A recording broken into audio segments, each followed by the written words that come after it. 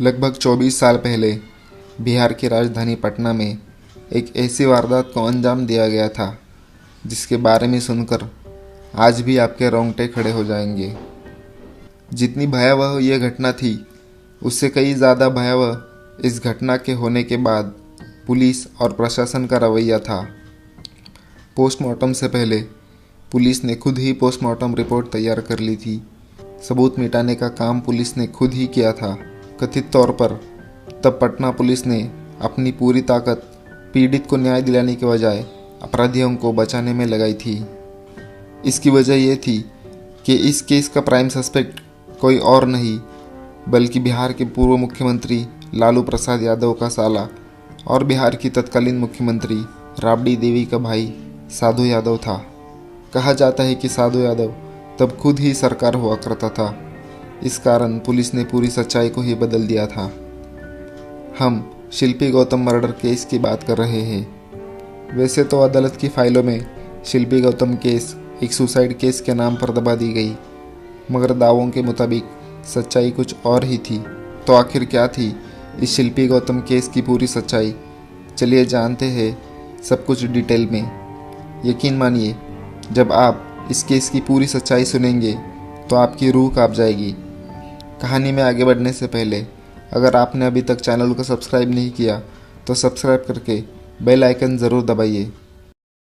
इस कहानी के दो सबसे अहम किरदार हैं, शिल्पी जैन और गौतम सिंह। इस घटना के समय शिल्पी जैन की उम्र 23 साल थी। शिल्पी पटना के एक बड़े बिजनेसमैन उज्ज्वल कुमार जैन की बेटी थी। 1999 के आसपास उज्ज्वल जैन पटना में रेडीमेड कपड़ों की एक बहुत बड़ी दुकान चलाया करते थे।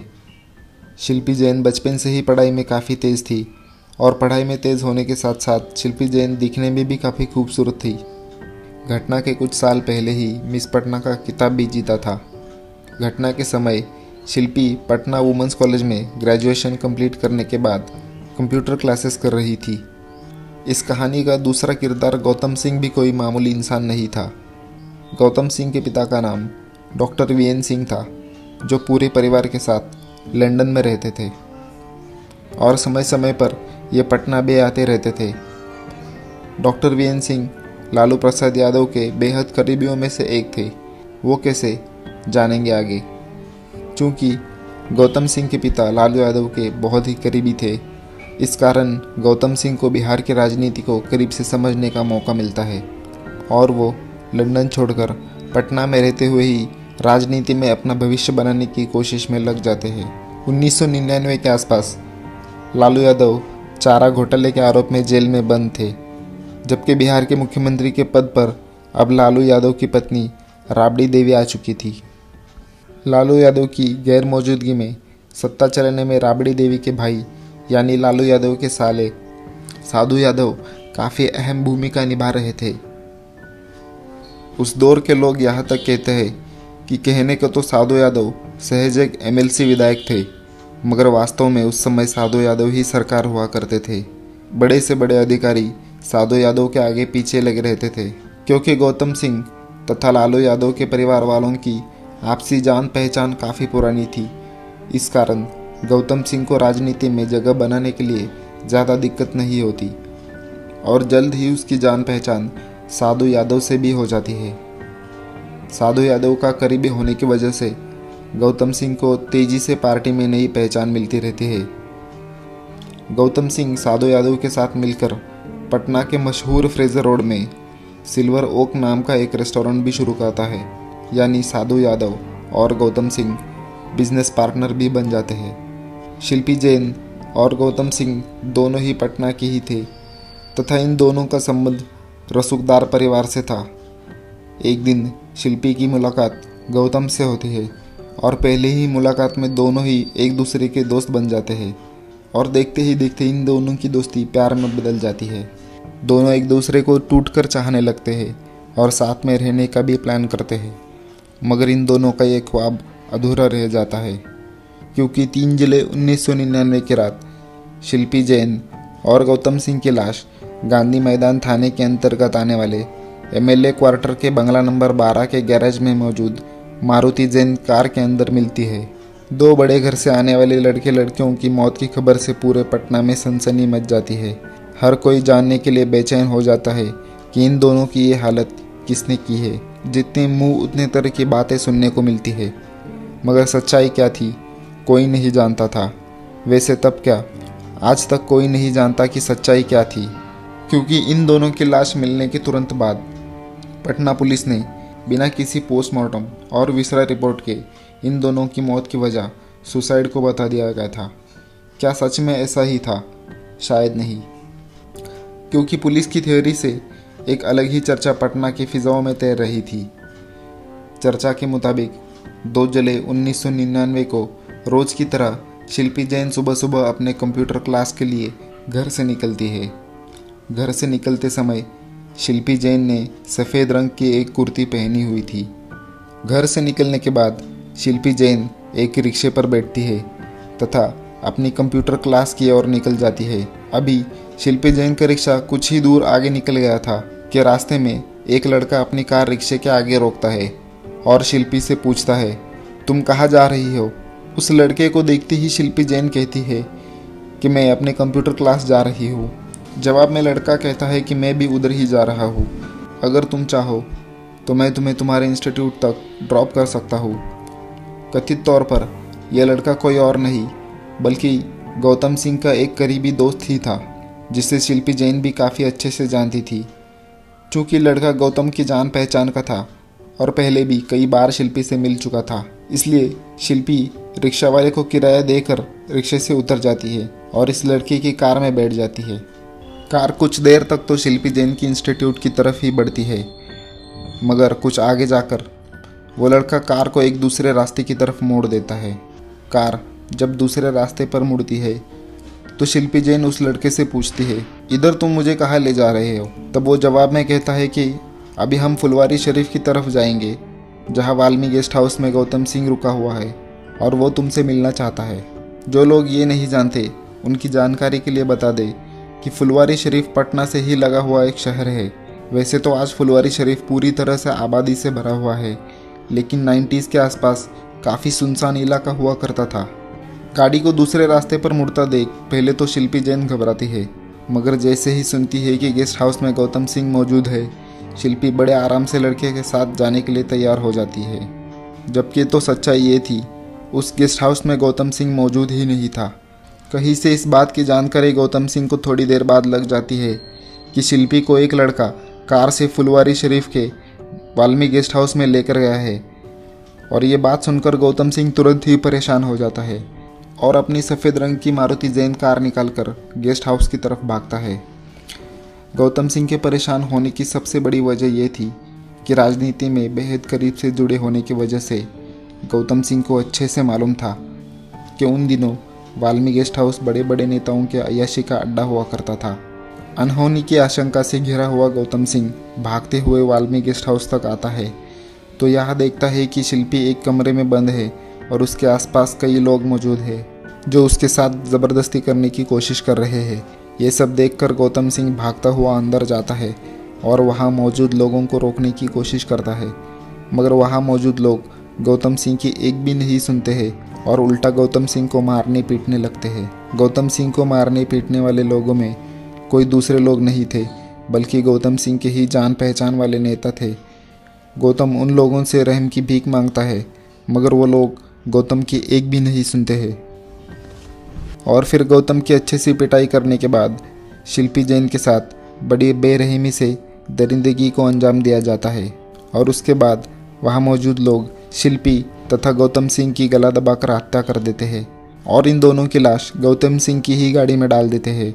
फिर कार रातों रात गांधी मैदान के पास लाकर एमएलए बंगले के गैरेज में खड़ी कर दी जाती है। इधर जब देर शाम तक शिल्पी घर वापस नहीं आती है तो उसके परिवार वाले शिल्पी के दोस्तों और रिश्तेदारों को फ़ोन करना शुरू कर देते हैं। शिल्पी की खोज में आदमी भी लगाए जाते हैं, मगर कहीं भी शिल्पी का अता पता नहीं चलता है। यहाँ तक कि शाम हो जाती है और शिल्पी घर वापस नहीं आती है। थक हार कर शिल्पी के पिता स्थानीय थाने में जाकर बेटी की गायब होने की रिपोर्ट भी दर्ज करा देते हैं। कुछ ही समय बाद खबर आती है कि गौतम सिंह भी गायब है। इसके बाद दोनों की तलाश शुरू हो जाती है। दिन भर इन लोगों की खोज होती रहती है, मगर कहीं से कोई आता पता नहीं चलता है। इस खोजबीन में कई घंटे बीत जाते हैं। तभी अगले दिन 3 जुलाई 1999 की रात 9 बजे के आसपास अचानक से पुलिस की एक टीम गांधी मैदान के थाने अंतर्गत आने वाले एमएलए क्वार्टर के बंगला नंबर 12 पर पहुंचती है और गैरेज को खोलती है तो गैरेज के अंदर पुलिस वालों को गौतम सिंह की वही सफ़ेद रंग की मारुति जैन कार मिलती है। कार के अंदर तलाशी लेने पर पता चलता है कि उस कार में शिल्पी जैन और गौतम सिंह की लाश है। पुलिस के पहुंचने की कुछ ही देर बाद वहां पर लालू यादव के साले साधु यादव भी अपने समर्थकों के साथ पहुंच जाते हैं और वहां पर हंगामा करने लगते हैं। इस बात का जवाब आज तक नहीं मिल पाया कि साधु यादव को इस बात की जानकारी किसने दी कि पुलिस को गैरेज से कार मिली है और फिर साधु यादव यहां आकर हंगामा क्यों कर रहा था। इस राज से भी आज तक पर्दा नहीं उठा कि पुलिस को किसने खबर दी कि गैरेज के अंदर कार है और इस कार के अंदर शिल्पी और गौतम सिंह की लाश है। खैर, घर से तो शिल्पी सफ़ेद रंग की कुर्ती पहनकर निकली थी, मगर जब कार में उसकी लाश मिलती है तो कपड़े के नाम पर उसके शरीर पर गौतम सिंह का टी शर्ट था, जबकि गौतम बिल्कुल नंगी अवस्था में था। इन दोनों की लाश को करीब से देखने वाले लोगों के मुताबिक लाश को देखकर पूरा अंदाज़ा हो रहा था कि इन दोनों को बड़ी बेरहमी से मारा गया है। शिल्पी के शरीर पर जूतों से पिटाई के भी निशान थे। साधु यादव के समर्थकों के बीच पुलिस ने तुरंत ही इन दोनों की लाश को अपने कब्जे में लेते हुए पोस्टमार्टम के लिए पीएमसीएच भेज दिया। ढंग से तो ये होना चाहिए था कि पुलिस वाले मौके पर ही कार से सबूत इकट्ठा करे या फिर कार को दूसरे क्रेन की मदद से खींचकर पुलिस थाने तक ले जाए, मगर पटना पुलिस का एक कांस्टेबल उस कार को खुद ही चलाकर थाने तक ले आता है। इस कारण कार की स्टीयरिंग से अपराधी की फिंगरप्रिंट समेत कई और सबूत भी मिट जाते हैं। वैसे तो अक्सर पुलिस पर हर काम काफ़ी धीरे करने का आरोप लगता है, मगर शिल्पी जैन और गौतम सिंह के मामले में पटना पुलिस की एक अलग ही बेमिसाल तेज़ी देखने को मिलती है। अभी इन दोनों का पोस्टमार्टम और विसरा रिपोर्ट आया भी नहीं था कि पुलिस वाले ऐलान कर देते हैं कि इन दोनों की मौत कार्बन मोनोऑक्साइड गैस की वजह से दम घुटने से हुई है। इधर रात के अंधेरे में ही दोनों का पोस्टमार्टम करवाया जाता है। गौतम सिंह के परिवार वाले अभी लंदन में ही थे। इसके बावजूद बिना उन लोगों की इजाज़त के गौतम सिंह का अंतिम संस्कार रात के अंधेरे में ही पटना पुलिस द्वारा किया जाता है। अंतिम संस्कार के बाद जब पीएमसीएच से पोस्टमार्टम रिपोर्ट आती है तो उसमें मौत का कारण स्पष्ट नहीं किया जाता है। हालांकि ये संभावना ज़रूर जताई जाती है कि इन दोनों की मौत जहर खाने से हुई है। अब पटना पुलिस भी अपने पिछले बयान से पलटते हुए दावा करती है कि इन दोनों ने जहर खाकर आत्महत्या की है। पटना पुलिस का दावा एक तरफ था, दूसरी तरफ लोगों के बीच में आम चर्चा ये चल रही थी, पहले शिल्पी जैन के साथ बलात्कार किया गया है और इन दोनों की हत्या कर दी गई है। पटना पुलिस के रवैये की वजह से लोगों का गुस्सा बढ़ने लगता है और विपक्षी पार्टियां भी राबड़ी देवी सरकार को घेरने लगती है। बिहार सरकार पर आरोप लगाया जाता है चूँकि इस केस का मास्टरमाइंड कोई और नहीं बल्कि राबड़ी देवी का भाई साधु यादव बताया जाता है। इस कारण पटना पुलिस और बिहार सरकार साधु यादव को ही बचाने के लिए सब कुछ कर रही है। बिहार सरकार से मामले की जांच सीबीआई से करवाने की मांग की जाने लगती है। पहले तो बिहार सरकार इस मांग पर कोई ध्यान नहीं देती है, मगर जब हंगामा बढ़ता है तो फाइनली बिहार की तत्कालीन मुख्यमंत्री राबड़ी देवी इस घटना के 2 महीने बाद यानी सितंबर महीने में मामले की जांच सीबीआई के हवाले कर देती है। इस मामले को अपने हाथ में लेती ही सीबीआई सबसे पहले शिल्पी जैन के वेजाइनल फ्लूइड को जांच के लिए हैदराबाद की फॉरेंसिक लैब में भेज देती है।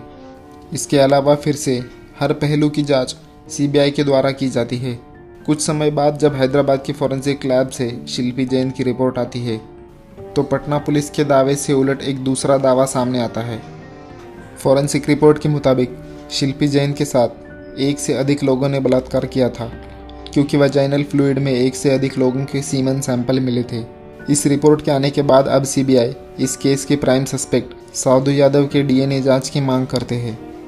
डीएनए जांच से बिल्कुल साफ हो सकता था शिल्पी जैन के शरीर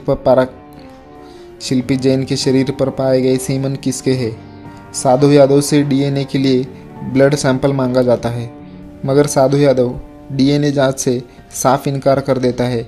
कमाल की बात तो ये थी कि सीबीआई आगे इस मामले में कानून की भी मदद नहीं लेती है। अगर सीबीआई चाहती तो अदालत में जाकर साधु यादव को डीएनए सैंपल देने के लिए मजबूर कर सकती थी, मगर सीबीआई ऐसा कुछ भी नहीं करती है और फाइनली 2003 में इस मामले में एक क्लोजर रिपोर्ट पेश करती है। कोर्ट में सीबीआई द्वारा कहा जाता है कि उस जांच में कुछ भी संदिग्ध नहीं मिला है, बल्कि जांच से ये बिल्कुल साफ है कि शिल्पी जैन और गौतम सिंह ने जहर खाकर ही आत्महत्या की है। मतलब सीबीआई ने 4 साल के बाद वही रिपोर्ट पेश की थी जो रिपोर्ट कथित तौर पर पटना पुलिस ने पोस्टमार्टम रिपोर्ट्स आने के पहले लाश मिलते ही बनाई थी। तो सीबीआई की तरफ से बहुत ही हैरान करने वाली दलील दी जाती है कि असल में वो सीमन नहीं बल्कि पसीना था। इस तरह पहले पुलिस ने और फिर सीबीआई ने इस पूरे मामले को आत्महत्या का रूप दे दिया और इस केस की भी जांच बंद कर दी। शिल्पी जैन के परिवार वालों ने सीबीआई की इस जांच को सिरे से खारिज कर दिया और कहा कि सीबीआई ने दबाव में आकर गलत रिपोर्ट पेश की है, उनकी बेटी की हत्या हुई है। आपने ये बातें शायद पहले कभी भी नहीं सुनी होगी, लेकिन कुछ दावों के मुताबिक गौतम के पिता डॉक्टर वीएन सिंह तथा लालू यादव का काफ़ी करीबी रिश्ता था। आरोप तो यहाँ तक लगाए जाते हैं कि लालू यादव के मशहूर चारा घोटाले का पैसा हवाला के जरिए स्विस बैंक तक पहुँचाने में वीएन सिंह की भूमिका काफ़ी अहम थी। लालू परिवार के इतने करीबी रहने वाले डॉक्टर वीएन सिंह के बेटे की जब इस रहस्यमय तरीके से मौत हो गई, तब भी उन्होंने एक बार भी न्याय के लिए आवाज़ नहीं उठाई। कम से कम मीडिया में तो एक भी ऐसी रिपोर्ट नहीं मिली जहां से ये बात सामने आई हो कि गौतम के परिवार वालों की तरफ से न्याय की मांग की गई हो। दूसरी तरफ शिल्पी जैन के परिवार वाले लगातार इस केस की फिर से जांच करने के लिए मांग कर रहे थे। यहाँ तक कि 2006 में शिल्पी जैन का भाई प्रशांत जैन इस मामले की जांच में सुप्रीम कोर्ट में जाने की तैयारी करने लगा। अभी वो अपनी तैयारियों में लगा ही हुआ था कि अचानक से 6 जनवरी 2006 को जब प्रशांत जैन अपने घर में दाखिल ही होने वाला था, तभी कुछ लोगों ने दरवाजे से उसका अपहरण कर लिया। हालांकि अपहरण के 2 दिन बाद प्रशांत जैन के अपराधियों ने पटना और हाजीपुर को छोड़ने वाले महात्मा गांधी सेतु पर छोड़ दिया और प्रशांत जैन सही सलामत घर पर वापस आ गए।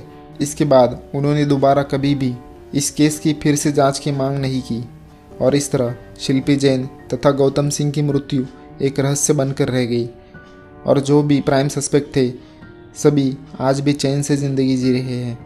भले ही पुलिस और सीबीआई ने इसे एक आत्महत्या का केस बता दिया, मगर आज तक पुलिस वाले कुछ सवालों का जवाब नहीं दे पाए कि अगर इन दोनों ने आत्महत्या ही की थी तो आखिर इन दोनों ने कपड़े उतार कर आत्महत्या क्यों की। अगर इन दोनों ने आत्महत्या ही की है तो आखिर शिल्पी जैन के शरीर पर जूतों के निशान कैसे आए।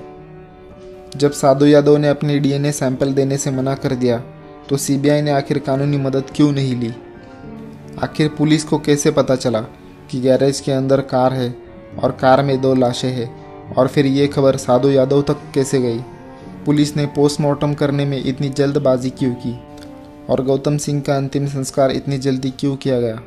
ऐसा नहीं है कि केवल पुलिस पर ही लापरवाही के आरोप लगे कि सीबीआई ने कई सबूतों को जानबूझकर नज़रअंदाज किया है। इस तरह के दर्जनों सवाल है जिसका जवाब ना तो सीबीआई दे पाई और ना ही पुलिस, और बिना जवाबों की ये केस अदालत की फाइलों में एक सुसाइड केस बनकर दब कर रह गया। दोस्तों, इस पूरे केस के बारे में आपकी क्या राय है, कमेंट बॉक्स में ज़रूर बताएं। और अगर आपको हमारी मेहनत पसंद आई हो तो इस वीडियो को लाइक करें और अभी तक चैनल को सब्सक्राइब नहीं किया तो सब्सक्राइब भी कर ले। धन्यवाद।